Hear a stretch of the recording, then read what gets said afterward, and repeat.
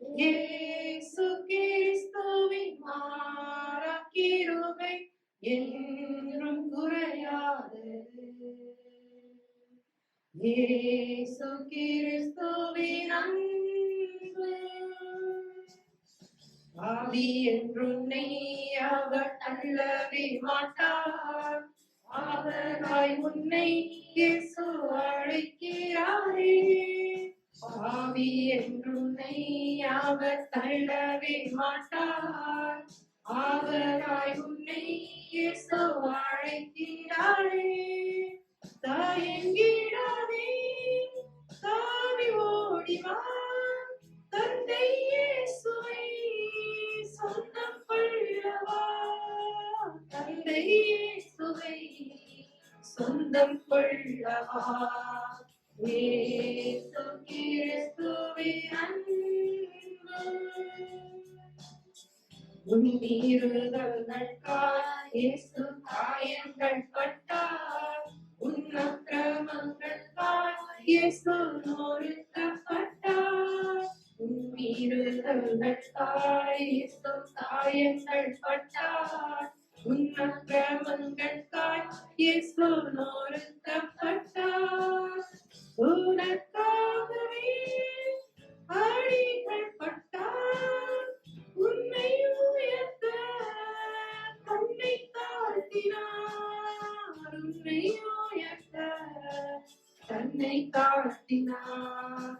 இயேசு கிறிஸ்துவின் அன்பு என்றும் மாறாதது. இயேசு கிறிஸ்துவின் மாறா கிருபை என்றும் குறையாதது. இயேசு கிறிஸ்துவின் மாறா கிருபை என்றும் குறையாதது. இயேசு கிறிஸ்துவின் அன்பு. அல்லேலூயா. கர்த்தருடைய பரிசுத்த நாமத்துக்கு மகிமை உண்டாகட்டும். இன்றைக்கு நம்ம வேத பாடம், நம்ம எபேசியர் புஸ்தகத்தை நம்ம பார்த்துட்டு வர்றோம். எபேசியர் நிருபம் கடந்த 3 வாரங்களாக நம்ம முகவரை 1வது வசனம் 2வது வசனம் பார்த்திருக்கோம். இன்னைக்கு நம்ம 3வது வசனம் பார்ப்போம். எபேசியர் 1வது அதிகாரம் 3வது வசனம். நம்முடைய கர்த்தராகிய இயேசு கிறிஸ்துவின் பிதாவாகிய தேவனுக்கு ஸ்தோத்திரம். அவர் கிறிஸ்துவுக்குள் உன்னதங்களிலே ஆவிக்குரிய சகல ஆசீர்வாதத்தினாலும் நம்மை ஆசீர்வதித்திருக்கிறார். அல்லேலூயா. நம்முடைய கர்த்தராகிய இயேசு கிறிஸ்துவின் பிதாவாகிய தேவனுக்கு ஸ்தோத்திரம். அவர் கிறிஸ்துவுக்குள் உன்னதங்களிலே ஆவிக்குரிய சகல விதமான ஆசீர்வாதங்களினாலும் நம்மை ஆசீர்வதித்திருக்கிறார். இந்த வார்த்தைய பவுல் அழகா நேர்த்தியா எழுதுறார். இந்த எபேசு சபை மக்களுக்கு எழுதுறார். என்னன்னா, உன்னதத்துல இருக்கிற ஆவிக்குரிய ஆசீர்வாதம். இது ஒரு பெரிய ஸ்லாக்கியம். உன்னதம் அப்படின்னா என்ன தெரியுமா? உன்னதம் உன்னதம் என்றால் மோஸ்ட் ஹை. மோஸ்ட் ஹை, மிகவும் உயர்ந்த, உயரமான. இந்த உயரமான இடத்துல இருந்து ஆண்டவர் உங்களையும் என்னையும் ஆசீர்வதித்திருக்கிறார். ஆசீர்வதிப்பார்னு இருக்கா? ஆசீர்வதித்திருக்கிறார். அப்ப நம்மளை ஆசீர்வதிச்சிருக்கிறார். ஆமென். அதை நம்ம என்ன பண்ணணும்? விசுவாசிக்கணும். அல்லேலூயா. நம்ம கிறிஸ்துவுக்குள்ள இருக்கிறவங்க தான் இந்த ஆசீர்வாதங்களை பெற்றுக்கொள்ள முடியும். ஆமென். யாரெல்லாம் ஆண்டவராகிய இயேசு கிறிஸ்துவுக்குள்ள இருக்கிறாங்களோ அவங்கதான் இந்த ஆசீர்வாதங்களை பெற்றுக்கொள்ள முடியும். நான் ஆண்டவராகிய இயேசு கிறிஸ்துவுக்குள்ள இல்ல அப்படின்னு சொன்னா இந்த ஆசீர்வாதங்கள் நமக்கு வராது. ஆமென். அப்ப ஆசீர்வாதம் நமக்கு வேணும்னா நம்ம ஆண்டவருக்குள்ள இருக்கணும். முந்தையெல்லாம் சொல்லுவாங்க, நாங்கெல்லாம் கிறிஸ்தவர்கள். கிறிஸ்தவர்கள் என்ன? கிறிஸ்துவை உடையவர்கள். அப்ப கிறிஸ்துவ உடையவர்கள் யாரோ அவங்களுக்கு ஆண்டவர் என்ன தருவாரு? உன்னதத்துல இருக்கிற ஆசீர்வாதத்தினால் ஆசீர்வதிப்பார். அதுதான் ஒரு பெரிய மகிமை.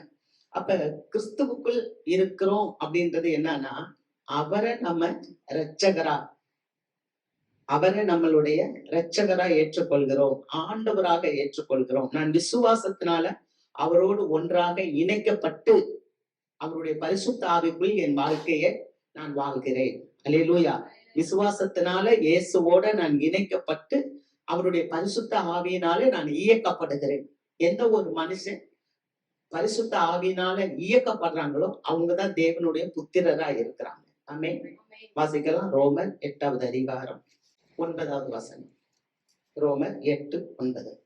தேவனுடைய ஆவி உங்களில் வாசமாய் இருந்தால் நீங்கள் மாம்சத்துக்குட்பட்டவர்களாய் இராமல் ஆவிக்குட்பட்டவர்களாய் இருப்பீர்கள். கிறிஸ்துவின் ஆவி இல்லாதவன் அவருடையவன் அல்ல. கிறிஸ்துவோடைய ஆவி இல்லைன்னு சொன்னா நம்ம அவருடைய பிள்ளைங்க இல்ல. அப்ப ஆண்டவர் இந்த உன்னதத்துக்குரிய ஆசீர்வாதத்தினால யார ஆசீர்வதிக்கிறார் அப்படின்னா, அவருடைய பிள்ளைகளை ஆசீர்வதிக்கிறார்.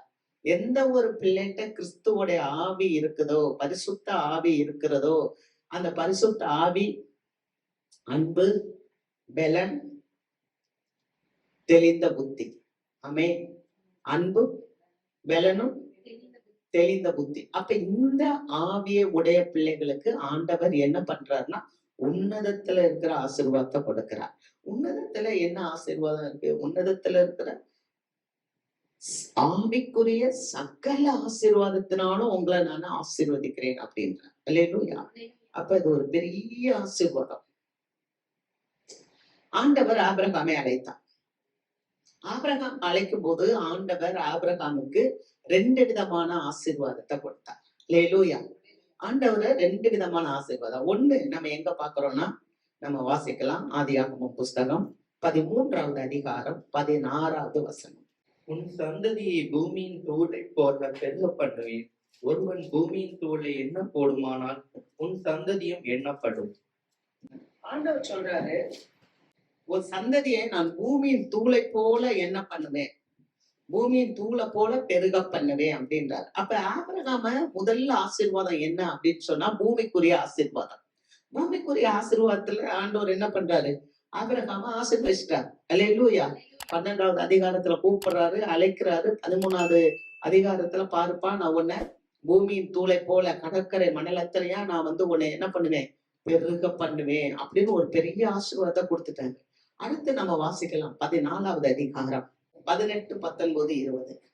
அன்றியும் உன்னதமான தேவனுடைய ஆசாரியனாய் இருந்த சாலேமின் ராஜாவாகிய மெல்கிசேதேக்கு அப்பமும் திராட்சரசமும் கொண்டு வந்து அவனை ஆசீர்வதித்து, வானத்தையும் பூமியும் உடையவராகிய உன்னதமான தேவனுடைய ஆசீர்வாதம் ஆபிரகாமுக்கு உண்டாவதாக, உன் சத்துருக்களை உன் கையில் ஒப்புக் கொடுத்த உன்னதமான தேவனுக்கு ஸ்தோத்திரம் என்று சொன்னான்.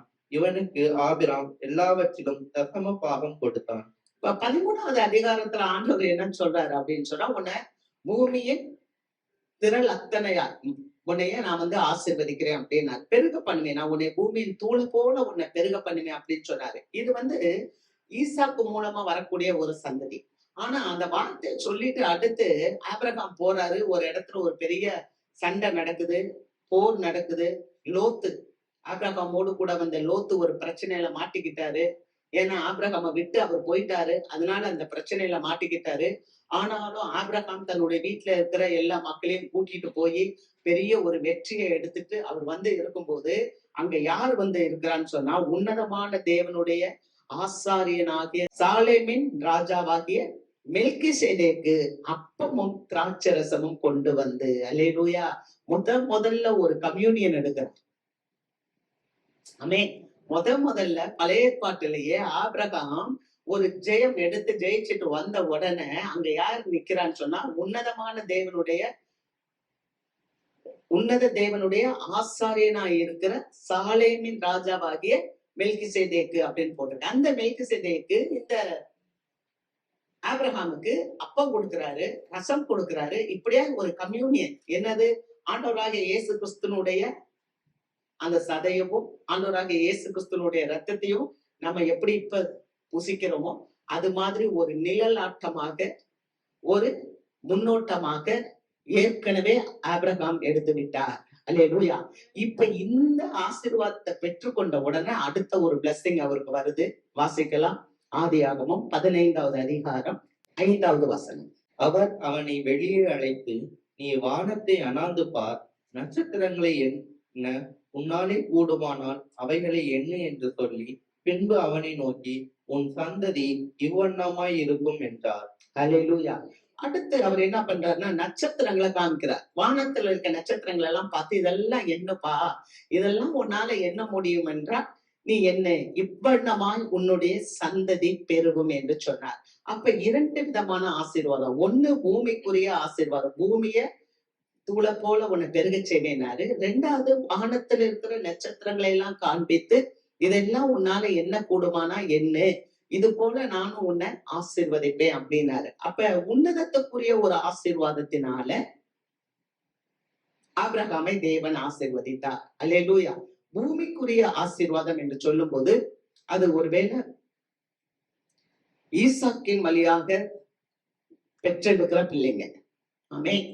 பூமிக்குரிய துகளை போல உன்னை பெருக செய்வேன் அப்படின்னு சொன்னா 2 காரியமா இருக்கலாம். ஒண்ணு ஈசாக்கு மூலமாக பிள்ளைகளை பெற்றெடுக்கிறது.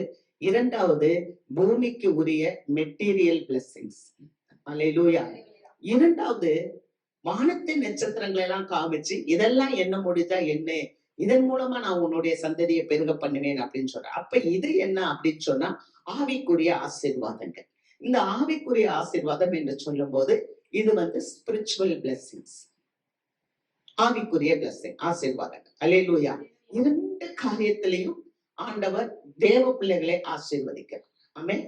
ஒண்ணு உலக பிரகாரமான மெட்டீரியல் பிளெஸிங்ஸ்லும் இருக்கு. அதுக்காக தேவனை வழிபடுற பிள்ளைங்க எல்லாருமே ஒண்ணும் இல்லாமலாம் போகிறது இல்லை. அல்லேலூயா. அவங்களுடைய தேவைகள் எல்லாமே கர்த்தர் சந்திக்கிறார். ஆமென். அவன் ஆபிரகாம் வரும்போது ஒண்ணுமே இல்லாம வந்தார். அவர் மனைவி இறந்து போகும்போது கூட அவருக்கு என்ன இல்லை, இடம் இல்லை. ஆனா அங்க உள்ள ஒரு மனுஷன்கிட்ட போய் பேசுறார், ஏத்தியன். அவன்கிட்ட போய் பேசி பணம் கொடுத்து ஒரு கல்லறை குகையை வாங்கி அதுக்குள்ள சாராள வைக்கிறத பாக்குறோம். அப்ப ஒன்றுமே இல்லாதவர் தான். ஆனா அதுக்கப்புறம் அவர்கிட்ட பணம் இருந்து அவர் பணத்தை கொடுத்து அந்த குகையை வாங்கி அதுல தன் மனைவியை அடக்கம் செய்தார் என்று பார்க்கிறோம். அல்லேலூயா. அப்ப ஆண்டவர் மெட்டீரியல்லயும் ஆசீர்வதிக்கிறவர், அதே சமயத்துல ஸ்பிரிச்சுவல்ல ஆண்டவர் நம்மள ஆசீர்வதிக்கிறவர். ஆமென். ஆனா மெட்டீரியல் பிளெஸிங்ஸால செய்ய முடியாத காரியத்தை தான் ஸ்பிரிச்சுவல் பிளெஸிங்ஸ் செய்யும். அல்லேலூயா. அதுதான் மேன்மையான பிளெஸிங்ஸ். கர்த்தருக்கு மகிமை. அல்லேலூயா. 2ம் தேவை, 2ம் தேவை. ஆனா ஆவிக்குரிய பிளெஸிங்ஸ கர்த்தர் நமக்கு இன்னும் அதிகமா தரணும். ஆமென். அப்ப இங்க பாருங்க, ஆபிரகாமை இப்படியா அவர் ஆசீர்வதிக்கிறார். வாசிக்கலாம். ஆதியாகமம் புஸ்தகம் 12வது அதிகாரம் 3வது வசனம். உன்னை ஆசீர்வதிக்கிறவர்களை ஆசீர்வதிப்பேன், உன்னை தவிக்கிறவனை தவிப்பேன், பூமியில் உள்ள வம்சங்கள் எல்லாம் உனக்குள் ஆசீர்வதிக்கப்படும் என்றார். பூமியில் இருக்கிற வம்சங்கள் எல்லாம் உனக்குள் ஆசீர்வதிக்கப்படும். அல்லேலூயா. அப்ப பூமியில இருக்கிறவன் இங்கதான் ஆண்டவர் ஒரு ஆவிக்குரிய ரீதியில ஆபிரகாம்கிட்ட பேசுறார். என்ன பேசுறாரு அப்படின்னா, பூமியில இருக்க வம்சம் எல்லாம் உனக்குள்ள ஆசீர்வதிக்கப்படும் அப்படின்னா அந்த வம்சம் யார் மூலமா ஆசீர்வதிக்கப்படும்? அல்லேலூயா. அது யார் மூலமா ஆசீர்வதிக்கப்படும் அப்படின்னு சொன்னா நீங்க கலாத்தியர் 3வது அதிகாரம் 16வது வசனம். ஆபிரகாமுக்கும் அவனுடைய சந்ததிக்கும் வாக்குத்தத்தங்கள் பண்ணப்பட்டன. சந்ததிகளுக்கு என்று அநேகரை குறித்து சொல்லாமல் உன் சந்ததிக்கு என்று ஒருவனை குறித்து சொல்லியிருக்கிறார். அந்த சந்ததி கிறிஸ்துவே. அல்லேலூயா. அப்ப உன் சந்ததி அப்படின்னு தான் சொன்ன, உன் சந்ததிகளுக்குள் அப்படின்னு சொன்ன. அல்லேலூயா. அப்ப யூத வம்சத்துல பிறந்தவங்க நம்மளா இல்ல, நம்மள யூத வம்சத்துல பிறந்தவங்க இல்ல. ஆனா தேவன் நம்மள விசுவாசம் வச்சு அவரை பற்றிக்கொள்ள செய்தார். ஆமென். அப்ப யூதர்கள் யூத வம்சத்துல, ஏன்னா ஆண்டவராகிய இயேசு கிறிஸ்து யூத வம்சத்துல தான் வந்தார். அவர் அதுல ஒரு கோத்திரத்தை தெரிந்து கொண்டார். அல்லேலூயா. ஒரு கோத்திரத்தை தெரிந்து கொண்டு அதை தமக்கு சொந்த ஜனமாக அவர் ஏற்றுக்கொண்டார். ஆனா நீங்களும் நானும் யூத கோத்திரத்துல வரல. ஆனா நீங்களும் நானும் ஆவிக்குரிய யூத கோத்திரத்துல வந்திருக்கோம். ஆமென். நம்ம பரிசுத்த ஆவினால நிரப்பப்படும் போது நம்ம தேவனுடைய பிள்ளைகளாக மாறுகிறோம். அல்லேலூயா. எப்படி? ஆவினால நம்ம நிரப்பப்படும் போது தேவனுடைய பிள்ளைகளா மாறுகிறோம். ஒருத்தவங்க மேல நமக்கு எப்ப நம்பிக்கை வரும்?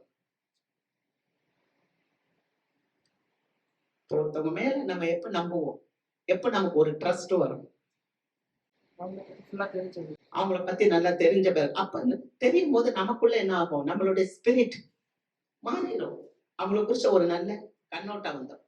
அதுதான் அப்ப ஆண்டவர் சொன்னார் இல்லையா, அவருடைய நாமத்துல விசுவாசம் வச்சு அவரை ஏற்றுக்கொள்கிறவர்கள் எத்தனை பேர்களோ அத்தனை பேர்களும் அவருடைய பிள்ளைகள் ஆகுறாங்க. அப்ப அவருடைய பிள்ளைகளை நம்ம எப்படி ஆகுறோம்? ஒரு ஸ்பிரிட் நம்மளை இயக்குது, ஒரு ஆவி, ஒரு புதிய ஆவி. அல்லேலூயா. ஒரு புதிய ஆவி இயக்கும் போதுதான் நம்ம ஆண்டவருடைய நாமத்துல விசுவாசம் வைக்க முடியும். அப்படி விசுவாசம் வச்சு வந்தவங்க தான் இங்க இருக்கிற நீங்களும் நானும். ஆமென். அப்ப இயேசு கிறிஸ்துவனுடைய அந்த பரிசுத்த ஆவியை பெற்றதுனால நான் இப்ப ஆண்டவரை ஒரு தெய்வமா ஏற்றுக்கொண்டிருக்கிறேன். கலாத்தியர் பாருங்க 3:26 வாசிக்கிறோம். நீங்கள் எல்லாரும் இயேசுவை பற்றும் விசுவாசத்தினால் தேவனுடைய புத்திரராய் இப்ப இருக்கிறீர்கள். பாத்தீங்களா? கரெக்டா? நாம இயேசு கிறிஸ்துவ பற்றும் விசுவாசம், அந்த விசுவாசம் நமக்குள்ள வந்ததுனாலதான் நம்ம இயேசுவோடைய பிள்ளைகளா இருக்கிறோம். அப்ப இயேசுவோடைய பிள்ளைகளுக்கு என்ன உண்டுன்னா, அவருடைய ஆவிக்குரிய சகல விதமான ஆசீர்வாதங்களினாலும் நாம ஆசீர்வதிக்கப்பட்டு இருக்கிறோம். அல்லேலூயா. அதுதான் ரொம்ப முக்கியம். நீங்களும் நானும் சாதாரணமானவங்க அல்ல. ஒரு சாதாரண ஒரு மனுஷன்கிட்ட போய் நம்ம கை கொடுக்க தலை கொடுக்கிறோம், பிளஸிங் வாங்க இல்லையா? தப்பு சொல்லல, வாங்கணும். பெரியவங்களுடைய ஆசீர்வாதம் நமக்கு எல்லாருக்குமே தேவை இல்லையா? ஊழியக்காரவங்கள்ட்ட போனா தலையில கை வச்சு ஜெபம் பண்ணுங்க, நல்லது.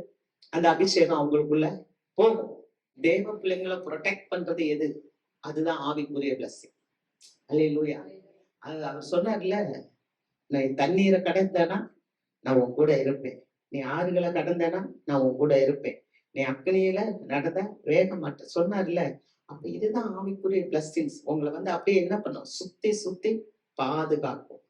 ஆமென். அந்த கிருபையை தேவ பிள்ளைகளுக்கு கொடுப்பார். அந்த பரிசுத்த ஆவியானவர் நம்மளை இயக்கும் போது, பரிசுத்த ஆவினால் நம்ம நிரப்பப்படும் போது, பரிசுத்த ஆவி நம்மளுக்கு என்ன பண்ணுவாருன்னா நம்மளை கொண்டு போவார், அவர் நடத்துவார். அந்த ஆவிக்குரிய பிளஸிங்ஸ் அந்த ஈஸியா எல்லாருக்கும் கிடைக்காது. சீஷர்கள் பெற்றிருந்தாங்க ஆவிக்குரிய பிளஸிங்ஸ். யாரெல்லாம் பெற்றிருந்தா? சாதாரண ஒரு மனுஷன். யாரு? மீனவன் பேதுரு. ஆனா பேதுரு ஒண்ணுமே செய்யல.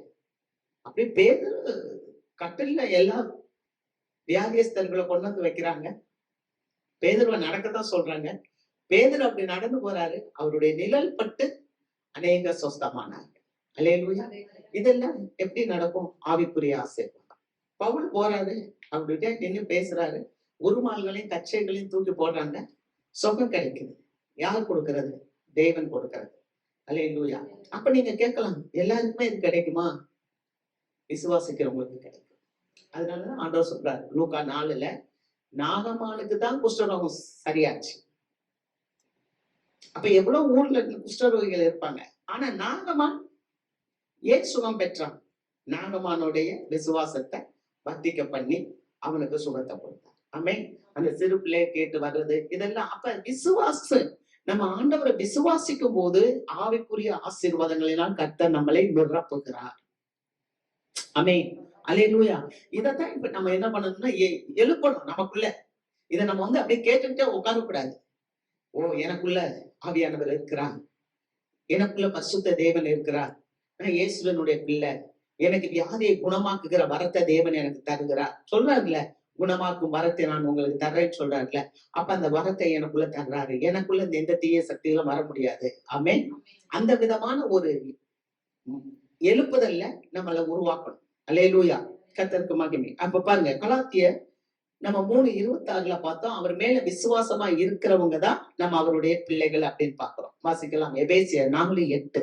ஆதலால் அவர் உன்னதத்திற்கு ஏறி சிறைப்பட்டவர்களை சிறையாக்கி மனுஷர்களுக்கு வரங்களை அளித்தார் என்று சொல்லி இருக்கிறார். பாத்தீங்களா? அவர் எங்க போனாரு? சிறைப்பட்டவர்களை சிறையாக்கி. எங்க போனாரு? சிறைப்பட்டவர்களை சிறையாக்கி பரலோகத்துக்கு அவர் போனார். ஆண்டவராகிய இயேசு கிறிஸ்து பரலோகத்துக்கு போனார், சிறைப்பட்டவர்களை சிறையாக்கினார். எது சிறைப்பட்டவர்கள்? பாவம். பாவம் ஒரு சிறைப்பட்டது. ஆண்டவர் பாவத்தை சிலுவையில செய்து விட்டார். மரணம், மரணத்தை ஆண்டவர் சிலுவையில ஜெயித்து விட்டார். சாபத்தை ஆண்டவர் சிலுவையில ஜெயித்து விட்டார். சாத்தான ஆண்டவர் சிலுவையில ஜெயித்து விட்டார். அல்லேலூயா. என்னது ஜெயிச்சார்? பாவம், மரணம், சாபம், சாத்தான். சங்கீதம் 68:18. தேவரீர் உன்னதத்திற்கு ஏறி சிறைப்பட்டவர்களை சிறையாக்கி கொண்டு போனீர். தேவனாகிய கர்த்தர் மனுஷருக்குள் வாசம் பண்ணும் பொருட்டு துரோகிகளாயும் மனுஷர்களுக்காகவும் வரங்களை பெற்றுக் கொண்டீர். பாத்தீங்களா? அல்லேலூயா. அப்ப ஆண்டவர் சிறைப்பட்டவர்களை சிறையாக்கினார். யார் சிறைப்பட்டவங்க? இந்த சாத்தான் எல்லாம் எங்க இருந்துச்சு? நோவா காலத்துல இருக்க சத்ருவெல்லாம் ஆண்டவர் சங்கிலியில கட்டி வைத்திருந்தார். ஆமென். அல்லேலூயா. ஆனா அந்த இடத்துக்கும் ஆண்டவர் போய் அவங்களுக்கு எல்லாத்துக்கும் தேவனுடைய வார்த்தையை பேசி அவங்களையும் என்ன பண்ணாரு? சுவிசேஷத்தை சொல்லி விடுவித்தார். சிறைப்பட்டவங்களை சிறையாக்கிட்டார். சாத்தான, பிசாச, பாவத்தை சிறையாக்கினார். இப்ப ஆண்டவர் பரலோகத்துல இயேசு மேல போய் உட்கார்ந்துருக்கிறாரு.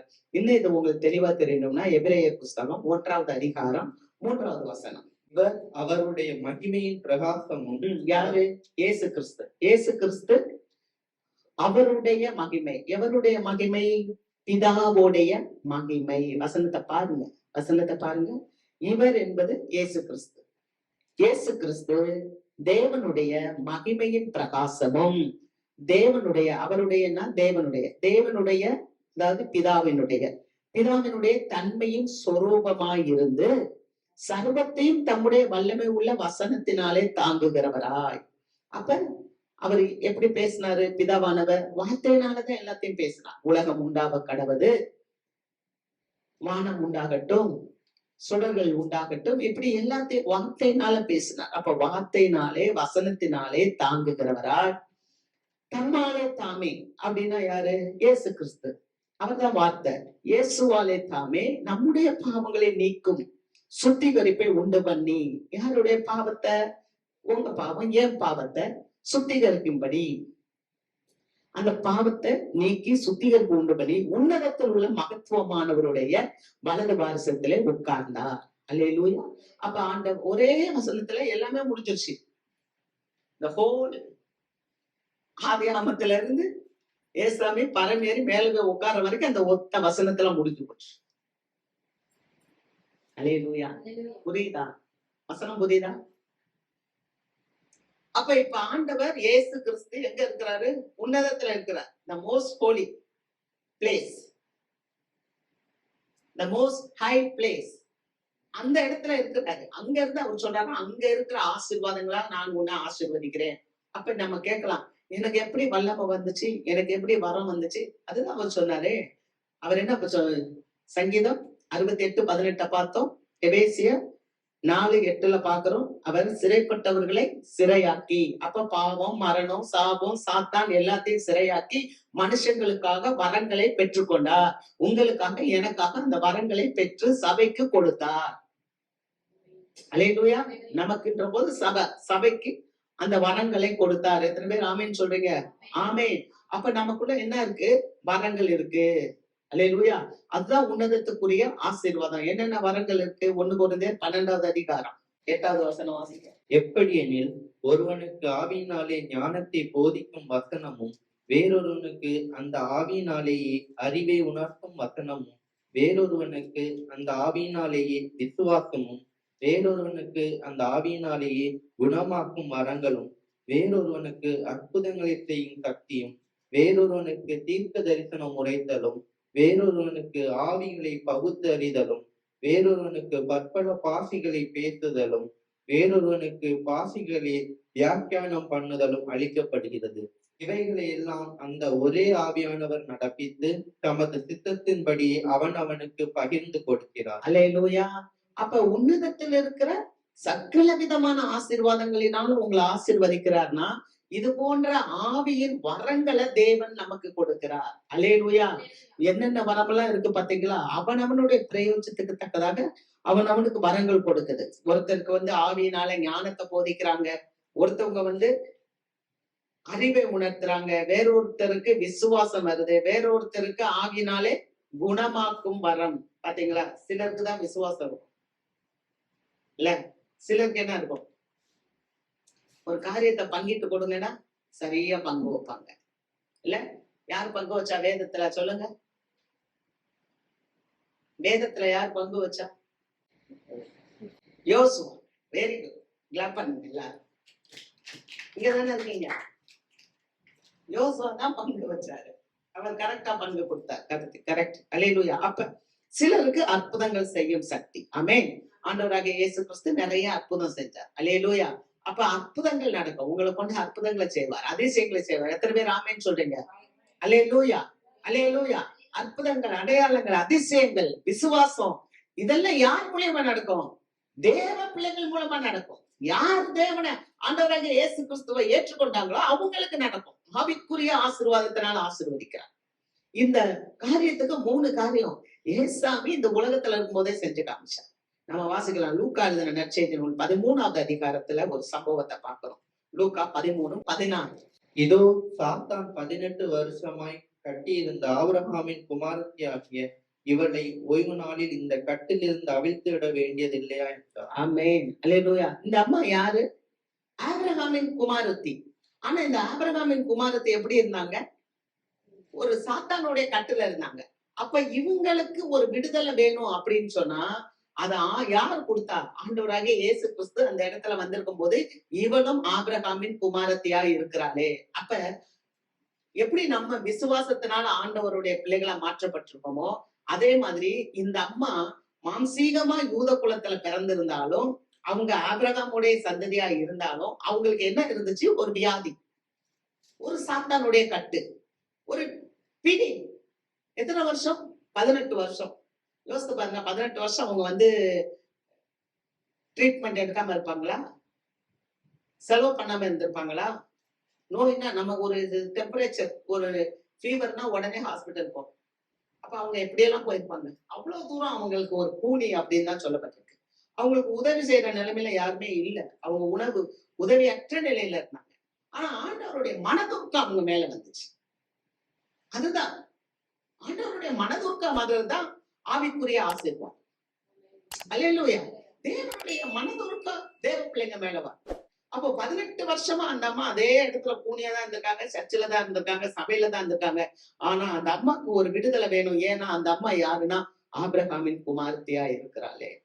அல்லேலூயா.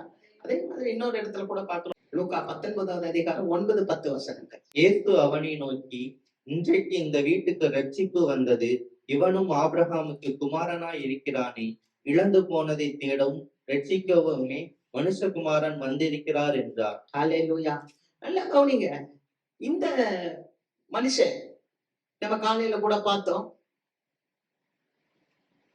சகையு நான் காலையில சொன்னேன் புறஜாதி. அவன் புறஜாதி இல்லை, அவன் ஆபிரகாமின் குமார். அவன் யூதன், மாம்சத்தின்படி யூதனா இருப்பான். ஆனா ஆண்டவராகிய இயேசு கிறிஸ்துவை பார்த்த பிறகு ஆபிரகாமுடைய பிள்ளையாக விசுவாசத்தின்படி அவன் ஆண்டவரை ஏற்றுக்கொண்டான். அல்லேலூயா. ஆபிரகாமின் குமாரனாக மாறிவிட்டான். அல்லேலூயா. அதனாலதான் ஆண்டவர் சொல்றார், இவனும் ஆபிரகாமினுடைய குமாரனாய் இருக்கிறானே. மாம்சத்தின்படி யூதனாய் இருந்தாலும் நிறைய அநியாயமா சம்பாதிச்சுட்டு இருந்தான், வரி வசூல் வாங்கிக்கிட்டே இருந்தான். அவன் ஆயக்காரன். ஏன்னா அந்த நாட்கள்ல நிறைய வரி வசூலிப்பாங்க. பணக்காரவங்க தான் வந்து கவர்மெண்ட்டுக்கு நாங்க வரி வசூலிச்சு தாரோம்னு சொல்லிட்டு மக்கள்கிட்ட அதிகமான பணத்தை வாங்கி கொஞ்சம் பணத்தை அரசாங்கத்துக்கு செலுத்திட்டு மிச்ச பணத்தை இவங்க வச்சுக்கிடுவாங்க. அப்படி ஒரு பொல்லாத தொழில் செய்துகிட்டு இருந்த அந்த மனுஷன் ஆண்டவரை பார்த்த உடனே ஆபிரகாமுடைய விசுவாசம் அவனுக்குள்ள வந்துருச்சு. அதனாலதான் அவன் எல்லாத்தையும் நாளத்திலேயே கொடுத்தான். அதனாலதான் ஆண்டவராகிய இயேசு கிறிஸ்து சொன்னார், இவனும் ஆபிரகாமே குமாரனாய் இருக்கிறானே. அல்லேலூயா. மாம்சத்தின்படி அவன் யூதனாய் இருந்தாலும் அவன் ரட்சிக்கப்பட்ட பிறகு ஆபிரகாமின் குமாரனாக விசுவாசத்தின்படி அவன் வந்துவிட்டான். அல்லேலூயா. கர்த்தருக்கு மகிமை. அதே மாதிரி நம்ம ஆபிரகாமுடைய குமாரத்தின் பார்த்தோம், ஆபிரகாமுடைய குமாரன் என்று பார்த்தோம். எடுத்து ஆபிரகாமின் பிள்ளைகள் இருக்கிறாங்க. வாசிக்கலாம். கலாத்தியர் 3வது அதிகாரம் 7வது வசனம். ஆகையால் விசுவாச மார்க்கத்தார்கள் எவர்களோ அவர்களே ஆபிரகாமின் பிள்ளைகள் என்று அறிவீர்களாக. அல்லேலூயா. அப்ப யார் ஆபிரகாமுடைய மார்க்கத்துல வந்தவங்க? விசுவாசம் இல்லை. ஆமென். அப்ப விசுவாச மக்களா இருந்தா நம்ம எல்லாருமே ஆபிரகாமின் சந்ததி. இப்ப நீங்க கேட்கலாம், இதெல்லாம் நம்ம ஏன் இந்த வசனத்துக்கு பொருந்துமா? உன்னதத்தில் உள்ள சகல விதமான ஆசீர்வாதத்தினால நம்மளை ஆசீர்வதித்திருக்கிறார் அப்படின்னு இருக்கே. அப்படின்னா என்ன? இந்த புதிய ஏற்பாட்டுலதான் ஆண்டவராகிய இயேசு கிறிஸ்து வந்தார். அல்லேலூயா. புதிய ஏற்பாட்டுல ஆசீர்வாதத்தை தான் நம்ம இப்ப பேசுறோம். என்னன்னு சொன்னா, திரும்ப பாருங்க, கலாத்தியர் 3வது அதிகாரம், இந்த வசனம் சரியா பொருந்தும். 16வது வசனம், கலாத்தியர் 3:16. ஆபிரகாமுக்கும் அவனுடைய சந்ததிக்கும் வாக்குத்தத்தங்கள் பண்ணப்பட்டன. சந்ததிகளுக்கு என்று அநேகரை குறித்து சொல்லாமல் உன் சந்ததிக்கு என்று ஒருவனை குறித்து சொல்லி இருக்கிறார். அந்த சந்ததி கிறிஸ்துவே. அல்லேலூயா. அப்ப ஆபிரகாமுக்கு வாக்குத்தத்தம் பண்ணினார். என்னாச்சு? பூமியில் உள்ள வம்சங்களில் எல்லாம் உனக்குள் ஆசீர்வதிக்கப்படும். அப்படித்தானே சொன்னாரு? பூமியில் உள்ள வம்சங்கள் எல்லாம் உனக்குள் ஆசீர்வதிக்கப்படும்னா உங்களுக்குள்னு சொன்னாரா?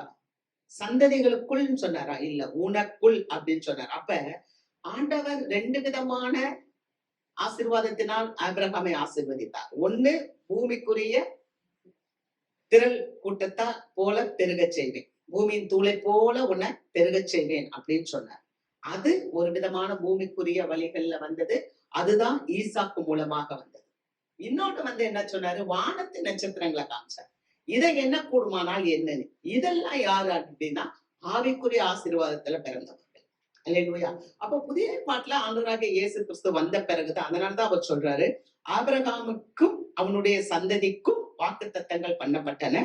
சந்ததிகளுக்கு என்று அநேகரை குறித்து சொல்லாமல் உன் சந்ததிக்கு என்று ஒருவனை குறித்து சொல்லி இருக்கிறார். அந்த சந்ததி கிறிஸ்துவே. அப்ப அது நம்ம எப்படி கண்டுபிடிக்கிறோம் அப்படின்னா, மத்தேயு 1வது அதிகாரம் 1வது வசனம். ஆபிரகாமின் குமாரனாகிய தாவீதின் குமாரனான இயேசு கிறிஸ்துவனுடைய வம்ச வரலாறு. பாத்தீங்களா? ஆபிரகாமின் குமாரன். அப்ப இவர் தான் ஆபிரகாமினுடைய வழி வந்த குமாரனாக இருக்க. ஆண்டவராக இயேசு கிறிஸ்து ஆண்டவர் ஆபிரகாமுடைய குமாரன்.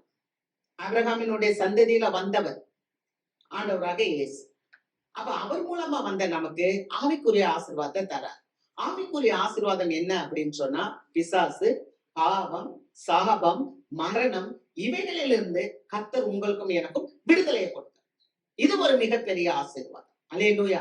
அதைத்தான் நம்ம பார்த்தோம். யூதனாகவே இருந்தாங்க, பல ஆண்டுகளாக அவங்க ஆலயத்துக்கு போனாங்க, அவங்க பெரிய காரியங்கள்லாம் செஞ்சாங்க. ஆனா ஆவிக்குரிய ஆசீர்வாதங்கள் அப்படின்றது அந்த ஆபிரகாம் வழியா வந்த போது, அவங்க விசுவாசித்த போது, அவங்களுக்குள்ள 18 வருஷமா கட்டப்பட்டிருந்த சத்துரு ஓடி போயிட்டான்.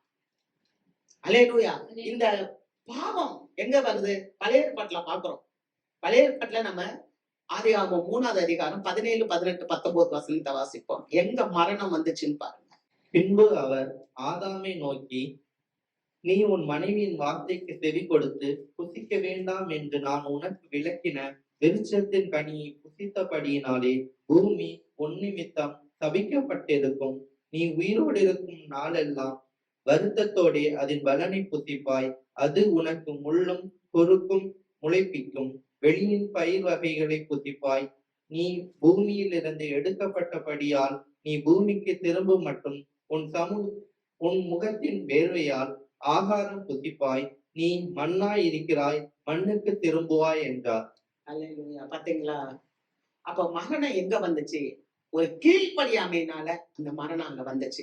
அந்த மரணத்தை ஜெயிக்கிறதுக்கு ஆதாமுக்குள் எல்லாம் மறிக்கிறது, பிந்தின ஆதாமாகிய இயேசுவுக்குள் எல்லாம் உயிர்ப்பிக்கப்படுகிறது. அப்ப இந்த உயிர்ப்பிக்கப்படுற காரியம் தான் உன்னதத்துக்குரிய காரியம். அல்லேலூயா. இந்த உன்னதத்துக்குரிய காரியத்துலதான் தேவன் உங்களையும் என்னையும் ஆசீர்வதிக்கிறார். ஆமென். அதனாலதான் இயேசு கிறிஸ்துவ விசுவாசிக்கணும். நம்ம விசுவாசிக்கும் போதுதான் இந்த ஆசீர்வாதத்தை நீங்களும் நானும் பெற்றுக்கொள்ள முடியும். பாருங்க, ரொம்ப யூதர்கள் பயங்கரமா இருந்தாங்க. யோவான் ஸ்நானன் பேசுறாரு. பேசும்போது பெரிய பெரிய காரியங்கள் எல்லாம் அவங்க சொல்லும் போது யோவான் ஸ்நானன் சொல்றாரு, நீங்க மத்தேயு 3வது அதிகாரம் 9வது வசனத்தை வாசித்தீங்கன்னா, ஆபிரகாமுக்கு நாங்க பிள்ளைங்கன்னு சொல்லாதிருங்க, ஏன்னா ஆபிரகாமுக்கு கல்லுகளினாலே பிள்ளைகளை உண்டாக்க அவர் வல்லவராய் இருக்கிறார். அப்ப ஆபிரகாமின் பிள்ளைகள் என்பது பெரிய ஒரு பிளஸ்ஸிங்கான ஒரு பேர் தான். ஏன்னா அது மூலமா நம்ம ஆசீர்வாதத்தை பெற்றுக்கொள்ளலாம். ஆனா அவங்க விசுவாசிக்கல. அல்லேலூயா. அப்ப விசுவாசிக்கணும். ஆபிரகாமின் குமாரனா இருந்த சகேயு கூட எப்படி இருந்தார்? ஆனா விசுவாசம் வந்த பிறகு சகையனுடைய வாழ்க்கை எப்படி மாறி போச்சு. அல்லேலூயா. அப்ப அந்த ஆவிக்குரிய ஆசீர்வாதம் ஒரு மனுஷனை என்ன பண்ணுதுன்னா உயிர்ப்பிக்க சகல விதமான ஆசீர்வாதம். அதனாலதான் ஆண்டவராகிய இயேசு கிறிஸ்து சொன்னார், வானத்துக்கும் பூமிக்கும் எனக்கு அதிகாரம் கொடுக்கப்பட்டு இருக்கிறது. ஆண்டவர் அந்த மரணத்தை உயிர்த்தெழுந்ததுனால, அவர் மரணத்தை ஜெயித்தெழுந்ததுனால அவர் சீஷர்கள்ட்ட சொல்றாரு, எனக்கு வானத்துக்கும் பூமிக்கும் சகல அதிகாரம் கொடுக்கப்பட்டிருக்கிறது. அப்போ ஒரு தேவ பிள்ளை ஆண்டவரை முற்றிலுமா ஏற்றுக்கொண்டு ஆண்டவருடைய அதிகாரத்துக்கு கீழ்ப்படியும் என்றால் ஆண்டவர் அந்த உன்னதத்துக்குரிய ஆசீர்வாதங்களினாலே நம்மளே ஆசீர்வதிப்பார். ஆமென். அல்லேலூயா. புரிஞ்சுச்சா? கர்த்தருக்கு மகிமை. நம்ம கண்களை மூடி ஜெபிப்போம்.